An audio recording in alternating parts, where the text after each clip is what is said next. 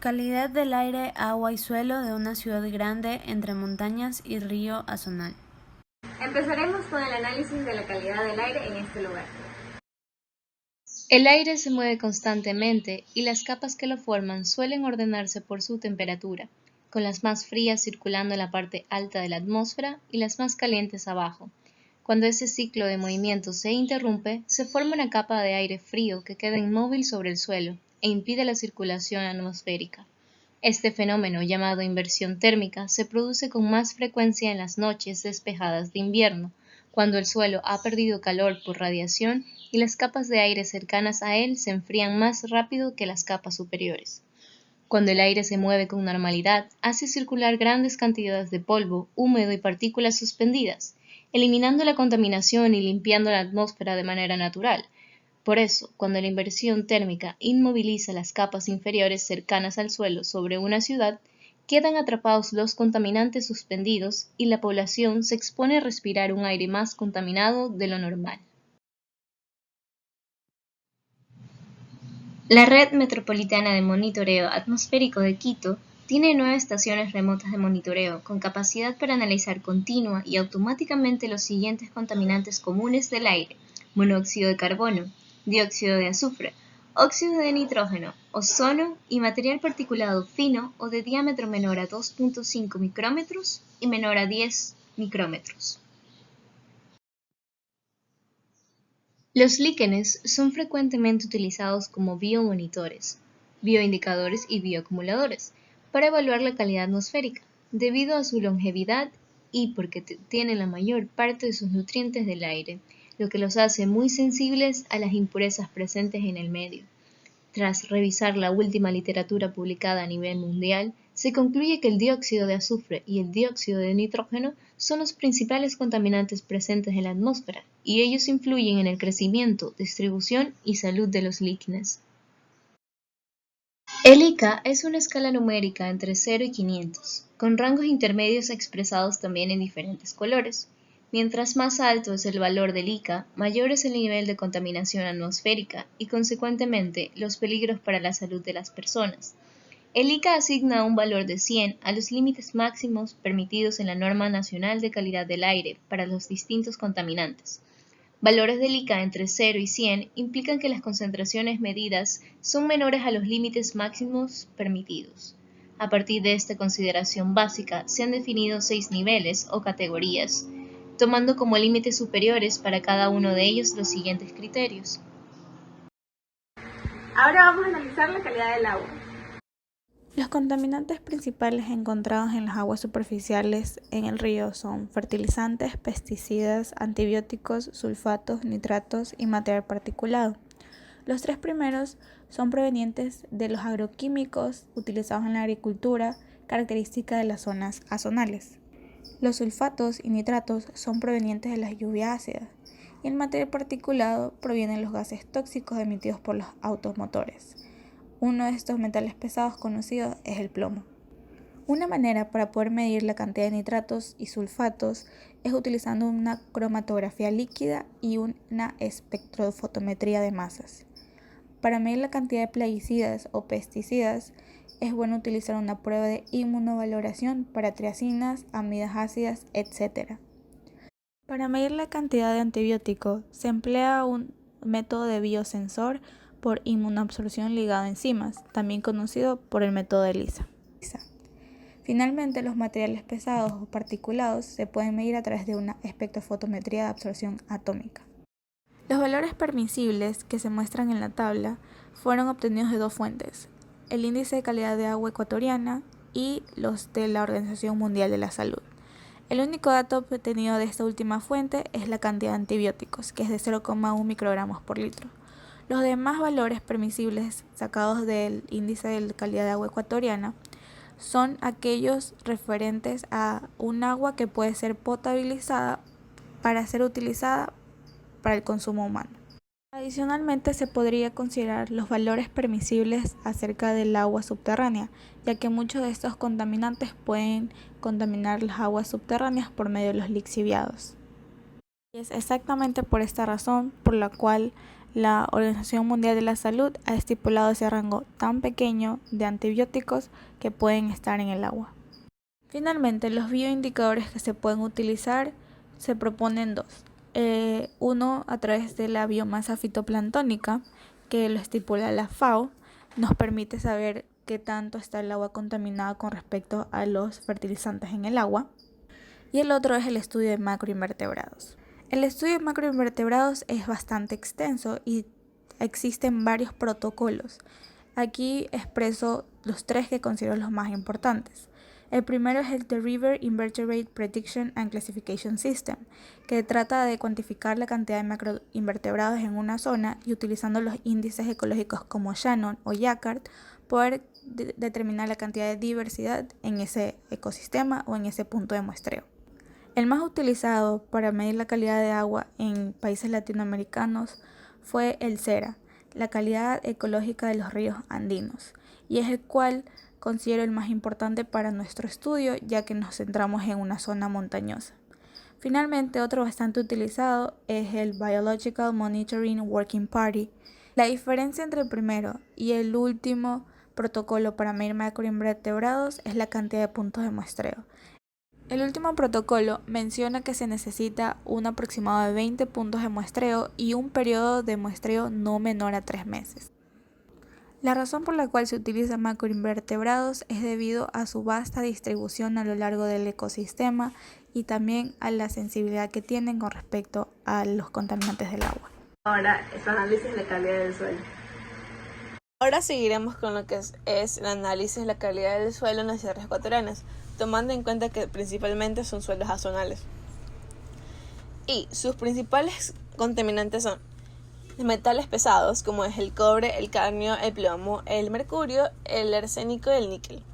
Los hidrocarburos y los contaminantes orgánicos persistentes, también conocidos como COP. ¿Y cuáles son sus fuentes de contribución? Pues de los hidrocarburos puede ser el derrame accidental del combustible.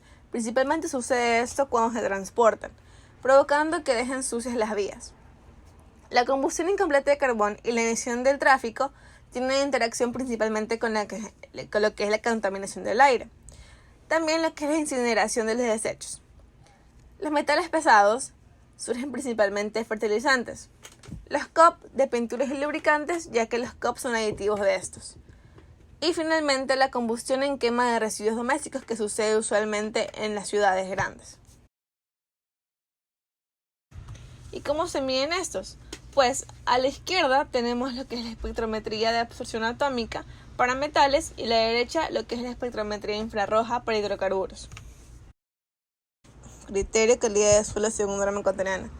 Los valores permisibles de los contaminantes principales son expuestos en estas dos tablas, divididos en parámetros inorgánicos y los orgánicos. Los inorgánicos con respecto a los metales pesados, que son arsénico, cadmio, cobre, mercurio, níquel y plomo. Podemos observar que los valores permisibles son muy bajos con respecto al cadmio y al mercurio, que son 0.5 y 0.1 respectivamente. Sin embargo, para el cobre, el níquel y plomo son superiores, como níquel con 20, plomo con 25, cobre con 30. Todas estas concentraciones son medidas en peso seco. Para los parámetros orgánicos tenemos el benceno y los hidrocarburos, que son 0.05 para el benceno y 0.1 para los hidrocarburos. Todos estos son sacados del índice de calidad de suelo del Ecuador. Como indicador de suelo tenemos a lo que son los artrópodos, debido a que son considerados reconstructores de ambientes, ya que al estudiarlo podemos encontrar características ambientales de diferentes tiempos. Otra función que tiene son la estimación de riquezas específicas de ciertas zonas. Son muy útiles ya que son fáciles de recolectar y conservar debido a sus exoesqueletos. Aparte, sus fósiles permiten descubrir interacciones biogeográficas del pasado, lo cual es de mucha ayuda. Ahora mostraremos las interacciones entre estas matrices, cómo mejorar la calidad del ambiente y señalaremos las buenas prácticas. La contaminación del aire, del agua y del suelo están íntimamente relacionados y no se pueden separar. Los contaminantes pasan fácilmente de un medio a otro, lo que complica la solución a los problemas de contaminación. Una vez emitidos al medio, los contaminantes sufren una serie de procesos, no solo transporte y dispersión, sino también reacciones químicas, convirtiéndose en contaminantes secundarios, y pueden saltarse de una matriz a otra. Cuando hablamos de la matriz del aire, las nubes recogen la contaminación emitida por el ser humano y por causas naturales. La devuelven en forma de agua contaminada mediante las lluvias. Esta agua llega a los ríos y contamina su superficie. También tiene un gran efecto en los suelos, dada la erosión de los ácidos, dañando las tierras y los cultivos, alterando las cosechas. Esos ácidos pueden introducirse en los alimentos. El aire contiene una cantidad de vapor de agua que está en un ciclo constante de lluvia y evaporación de los cuerpos acuíferos. Entonces, al hablar de la matriz del agua, cuanto más contaminada esté, más probable es que los contaminantes dañinos se evaporen hacia el aire junto con el agua, aumentando la polución aérea y provocando que la lluvia se vuelva ácida. Cuando existe una gran acumulación de desechos tóxicos, se puede generar una filtración en los suelos, contaminando el agua dulce subterránea utilizada para el consumo humano, con los consecuentes efectos de salud y enfermedades graves. Respecto a la matriz de los suelos, que existan prácticas agrícolas insostenibles provoca la alteración de la biodiversidad del suelo, reduciendo la materia orgánica que contiene y su capacidad para actuar como filtro.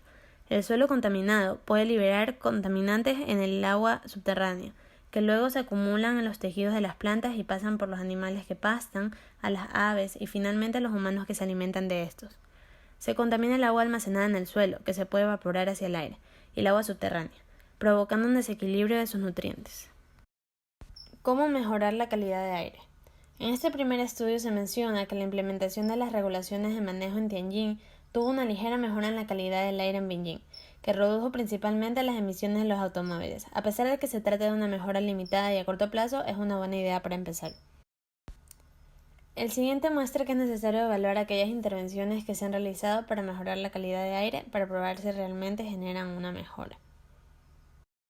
Por último, esta investigación propone programas de educación e investigación para mejorar la calidad del aire y menciona que la sociedad debe reconocer que los beneficios ambientales que recibe la naturaleza no son gratuitos y que debe pagar para conservarlos.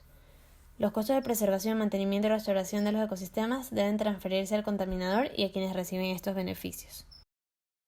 Ahora, para mejorar la calidad de agua, este estudio muestra que usando un filtro de carbón se logró que los factores que indicaban mala calidad de agua en el río llegaran a los valores permisibles para su uso.